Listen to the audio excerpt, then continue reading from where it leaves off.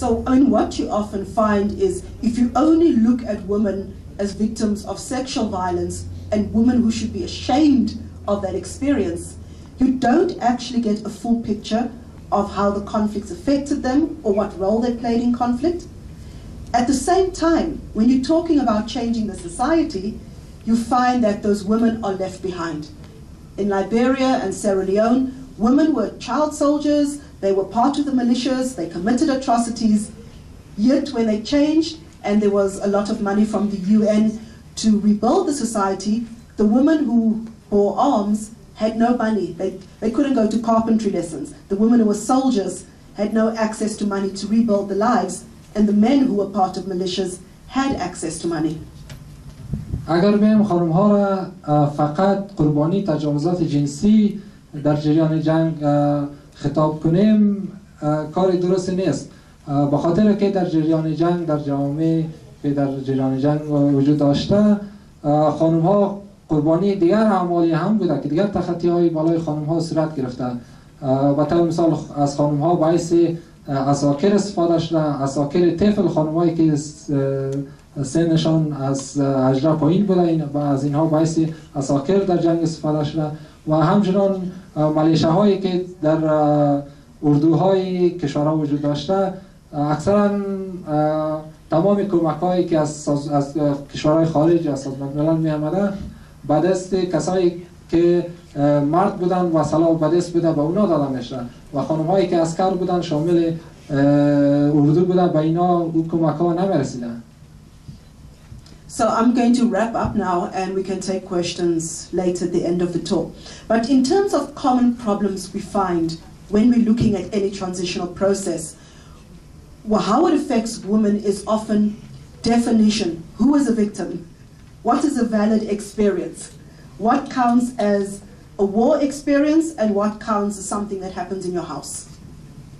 حالا میخوایم صحبت‌های خود به اختتام برسانیم و یک جمع بندی نماییم. بعدا شما شاید سوالایی داشته باشین که میشه با اونا جواب بدیم. مگر یک چیزی که در اخیر باید بگویم این است که یکی تخطی‌های مخصوص است که بالای خانم‌ها صورت میگیره در جریان جنگ و یکی تخطی‌هایی است یا شرایطی است که بالای تمام بوده و به طور مثال همیشه رخ میداده باید بین از این دو تا تفکیک صورت بگیره. Also, if you look, for example, at long-term reconstruction, the definitions of what counts as the way society wants to change. A lot of times when you have long-term negotiations, people will say, well, we want the militia or the armed group to lay down their arms, and so we're providing money to train them to get better skills. What you do is you turn up with your gun, you give a gun, and you sign up and you register for skills training or any kind of package the government offers. A lot of times, women who are involved in conflict don't carry guns, but they're still affected. چیزی که باید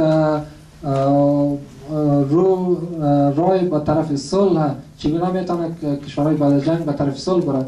یکی است که مصالحه، طور مصالحه است، گروه ها یا ملیشه هایی که سلاح به دست گرفتن و جنگ میکنن به اینا حق داده میشه در دولت و میگن که شما سلاح خود پایین بگذارین بیاین شامل دولت شین، ما حتی بعضی جاها پول هم به اینا میدن. The other big challenge is also, for example, defining what constitutes as something that will harm you. You know, is it a fact that women experience sexual violence a lot even outside of war? Is that defined by political parties as part of the war experience?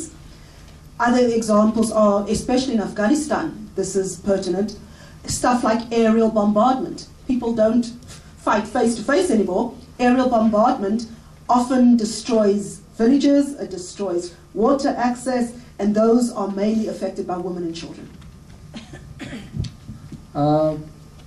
باید تفکیک شود که تخطی هایی که صورت میگیره اینا مخصوصا متوجه خانم ها شده بوده و در یک زمان مخصوص در جریان جنگ و یا ای که همین تخطی هایی که بالای خانم ها صورت گرفته به طور مخصوص اینها شامل فرهنگ یا همون بیقانونی که در اون کشور بوده شامل وضعیت عمومی میشده باید از این دو تا هم تفکیک صورت بگیرن و در بعضی مواقع جنگ رویارویی نیست، حملات بمباردمان های هوایی است که خانم ها و اطفال متضرر میشن مگر نیروی مقابل هیچ نوع تماسی را با متضررین ندارن. Lastly, unless women are actively part in every part of a transition process, they get left behind completely. And that's not only being recognized as a victim, that is being active part of any structure. If you have a truth commission, if you have public hearings, women need to be part of that, whether as lawyers, as judges, as people who help shape that commission. They also need to be part of all political processes and political parties that are sitting at that table. بغیر از اینکه خانم ها شامل برنامه های عدالت انتقالی، شامل پروگرام هایی که در کشور بعد از جنگ انجام میشه، خانم ها شامل از این پروسه ها مثلا پروسه سیاسی، پروسه مصالحه، پروسه حقیقت یابی، محاکم ویژه‌ای که با وجود میاد، اگر خانم ها شامل از این پروسه نباشه پس حقوق خانم ها نقض میشه و حتی در محافل سیاسی، در سیاست هایی که در دولت های جدیدی که بعد از جنگ با وجود میاد، سیاست هایی را که اینا با وجود میارن، اگر خانم ها شامل از این برنامه ها نباشن پس حقوق خانم ها نقض میشه و او تخطی هایی که بالای خانم ها قبلا صورت گرفته اونا نادیده خواهد گرفته شد.